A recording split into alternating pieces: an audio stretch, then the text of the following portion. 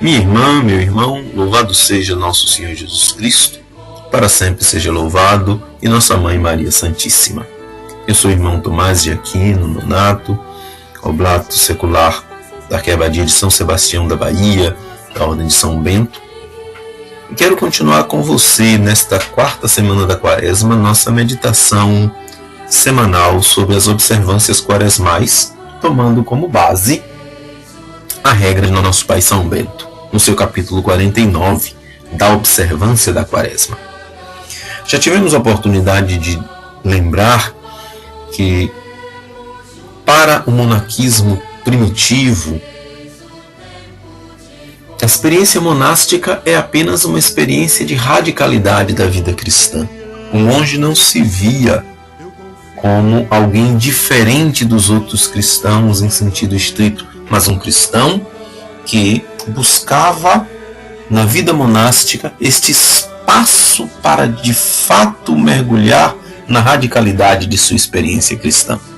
É por isso que nós podemos bem trazer para a vida do cristão daquela época e do cristão de hoje, preceitos, conceitos, observâncias da vida monástica, guardadas, claro, as circunstâncias, guardadas e ponderadas as circunstâncias que diferenciam uma vida claustral de uma vida no mundo, de uma vida laical. No capítulo 49 da Santa Regra, hoje, eu quero chamar a atenção para os instrumentos, as observâncias da Quaresma, que não são diversas, em sentido estrito, daquelas que a Santa Igreja propõe para todo cristão.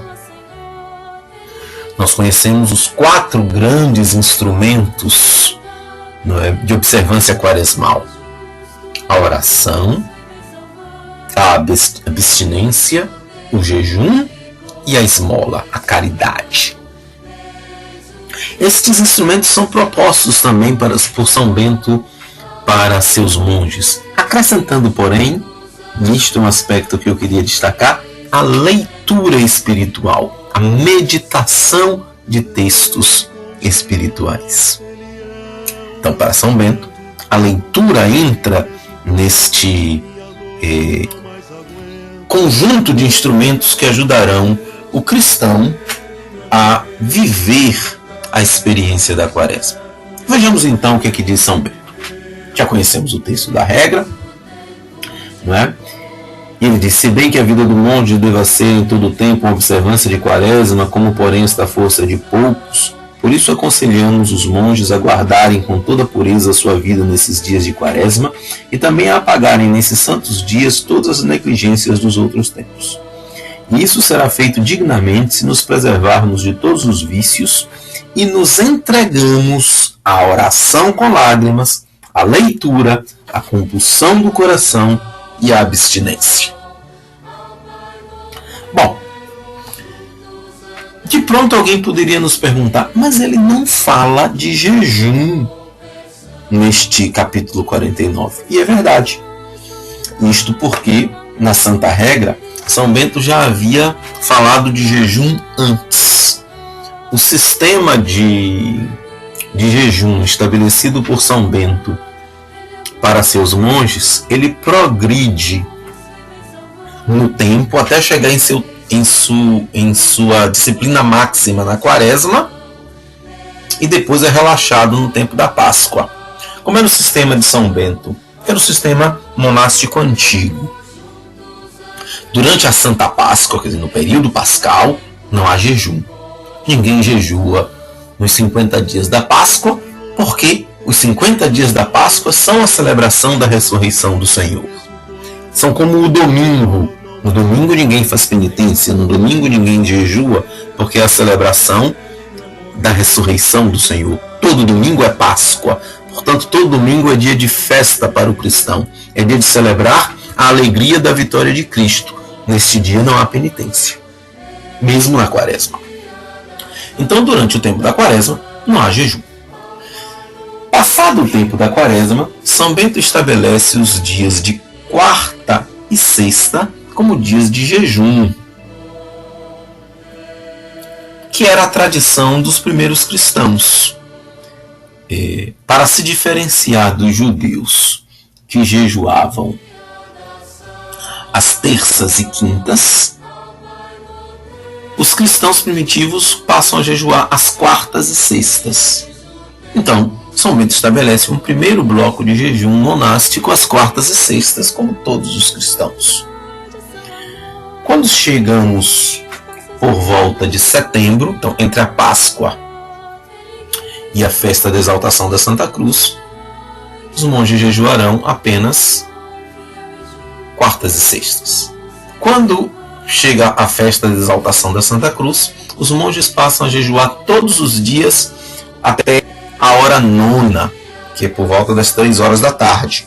Então passa a ter um jejum semanal de segunda a sábado, porque domingo não se jejua, é dia da festa da ressurreição, todos os dias até 3 horas da tarde, até a hora nona.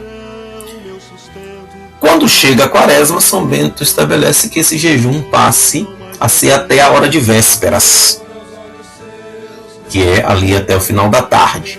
Então veja que no capítulo em que ele estabelece a disciplina do jejum, ele já estabelece qual será o jejum da quaresma. Por isso ele não aparece aqui no capítulo 49. Mas sim, a disciplina do jejum é estabelecida na sua forma antiga, na sua forma primitiva. Jejuar os 40 dias de quaresma. Hoje a igreja prescreve como obrigatório o jejum apenas na quarta-feira de cinzas e na sexta-feira santa. Isto é o que todo cristão adulto de entre 18 e 60 anos é obrigado pela lei canônica. Mas a tradição primitiva do cristianismo é de 40 dias de jejum. Tradição que todos nós podemos recuperar, que todos nós podemos nos esforçar para fazer esta experiência de uma verdadeira ascese quaresmal, jejuando ao longo da quaresma. Claro que tudo isso deve ser feito com muita prudência. Mas São Bento fala na Santa Regra aqui de abstinência.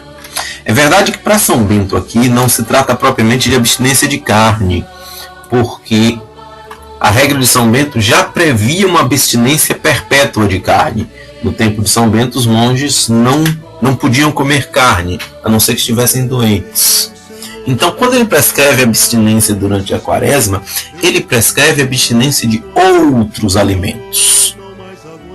Hoje, a igreja prescreve abstinência para as sextas-feiras de quaresma, como dias obrigatórios de abstinência. Mas o cristão pode sim e deve fazer um exercício de abstinência ao longo da quaresma. Como seria bom que nós fizéssemos ao longo da nossa quaresma exercícios de abstinência. Abstinência de carne, que é a abstinência tradicional, mas também a abstinência de outros alimentos que nos dão prazer, que são alimentos que nós gostamos. Isso seria um excelente exercício de ascese quaresmal. Atenção! Não se trata de fazer abstinência daquilo que a gente não deve. Às vezes a gente escuta coisas assim: vou fazer abstinência de falar mal dos outros, vou fazer abstinência da fofoca, eu vou jejuar da maledicência. Claro que deve fazer isso. Mas veja, isto nem é abstinência nem é jejum. Isto é obrigação de todo cristão não se entregar ao pecado. Então veja, não falar mal dos outros não é uma ascese de quaresma. É algo que todo cristão deve fazer. A ascese de quaresma é algo que em si é algo bom, não é algo mal, é algo em si bom. Comer carne é algo em si bom. Não existe nada de mal em comer carne. Mas que na quaresma eu me abstenho como um exercício ascético.